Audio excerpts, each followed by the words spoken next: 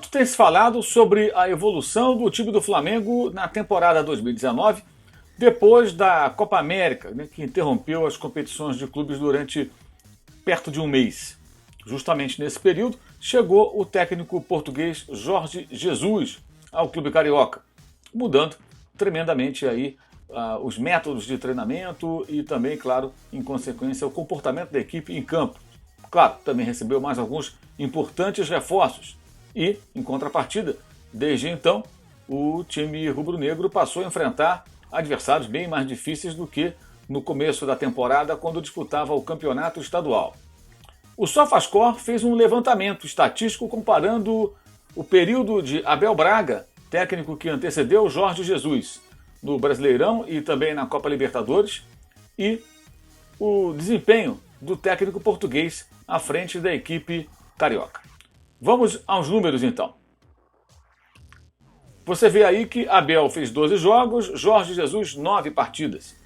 Vitórias, 6 para cada lado. Derrotas, 4 sofridas por Abel, 2 pelo português. O aproveitamento de Abel Braga chegou a 55,5%. O de Jorge Jesus é de 70,3%.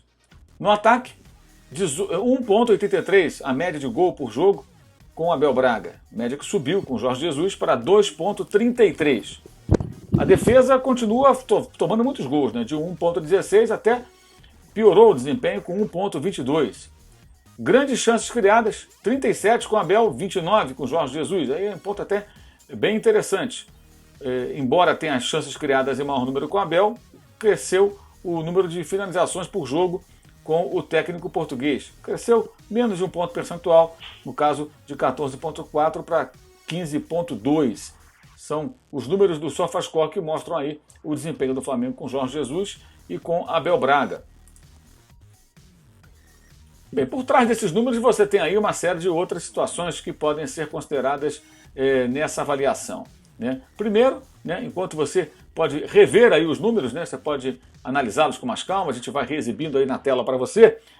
O Flamengo com Abel Braga teve todo o período de pré-temporada, né? Os primeiros 11 jogos, por exemplo, de Abel no Flamengo foram contra o Ajax reserva, o Eintracht Frankfurt também com time misto, naquela gloriosa Copa da Florida Cup, né, que o Flamengo ganhou lá em Orlando, nos Estados Unidos. Depois os jogos contra Bangu, Resende, Botafogo, Boa Vista, Cabo Friense, Fluminense, quando perdeu, Americano, Portuguesas, foram os 11 jogos iniciais do Flamengo sob o comando do técnico Abel Braga. Com o Jorge Jesus, né, o Flamengo teve o seu primeiro compromisso contra o Atlético Paranaense, lá em Curitiba, né? Depois Goiás, quando goleou, Atlético, quando voltou a empatar, exemplo do que ocorreu lá no Paraná e caiu da Copa do Brasil perdendo nos pênaltis. Corinthians em São Paulo, Emelec, quando foi derrotado pela primeira vez com Jorge Jesus no Equador. Botafogo, Emelec devolvendo o placar de 2-0, avançando nos pênaltis na Copa Libertadores. Bahia, quando foi derrotado em Salvador por 3-0, a vitória sobre o Grêmio e depois 4-1 sobre o Vasco, fechando aí com esses 2-0 sobre o Internacional no meio de semana pela Copa Libertadores da América, né? Agora, os 11 jogos iniciais de Jorge Jesus, de Abel Braga, aliás, considerando apenas a Copa Libertadores e também o Campeonato Brasileiro, né, para entender a comparação que você está ainda vendo aí na tela. O primeiro jogo com Abel pela Libertadores foi contra o San José. O Flamengo venceu lá em Oruro por 1-0.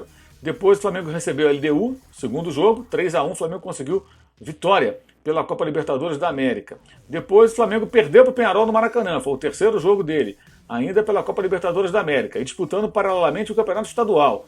Aí o quarto jogo pela Libertadores da América, ainda jogando paralelamente apenas o estadual, 6-1 no São José de Oruro, no Maracanã, né? Aí mais adiante, a LDU, quinto jogo do Abel Braga pela Libertadores, também intercalando ainda com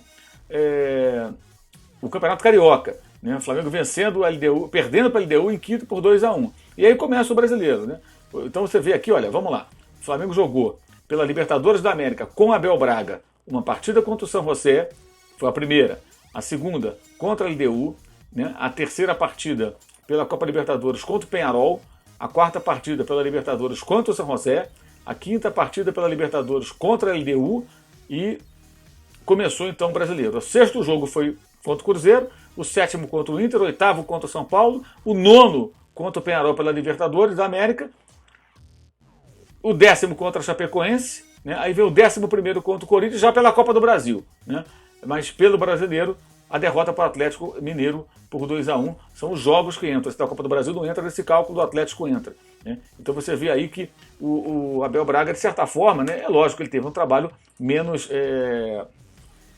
dificultado, porque o Abel Braga teve o estadual para fazer a preparação e os seus primeiros jogos jogando pela Copa Libertadores eram intercalados com partidas do estadual. Muito mais complicado é fazer como está acontecendo com o Português. Ele enfrenta jogos da Libertadores e, paralelamente, do Brasileiro, que são jogos mais difíceis do que do estadual, e teve também da Copa do Brasil, que foi justamente por onde ele começou. Claro que o grau de dificuldade é maior. Chama atenção a mudança nesses números, não só no aproveitamento, mas como o melhor aproveitamento ofensivo, né, do time do Flamengo, mesmo enfrentando adversários mais complexos. Mas mais importante do que os números apenas é observar o que acontece em campo, o desempenho da equipe, o comportamento da equipe do Flamengo com o Jorge Jesus. É evidente que o time também poderia evoluir com o Abel Braga. Poderia, claro que poderia, até porque ele receberia jogadores que desembarcaram na Gávea, como os dois laterais, o Rafinha e o Felipe Luiz, né, a chegada do Gerson, o Pablo Mari.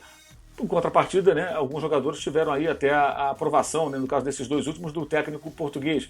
O Abel talvez quisesse outros atletas. Enfim, serve apenas como um paralelo para a gente tentar entender a diferença em estatística de um para o outro. Mas mais importante até do que isso é usar esses números, mas olhar para o campo e observar como o time se comporta hoje e como era anteriormente. E aí você consegue ter uma conclusão mais clara daquilo que significa a mudança de um técnico que vinha comandando a equipe, um técnico aqui do Brasil, para a chegada de um técnico da Europa com outras ideias e de que maneira isso pode ou não significar progresso e evolução para o time de futebol aqui em nosso país. Ok? Valeu, saudações!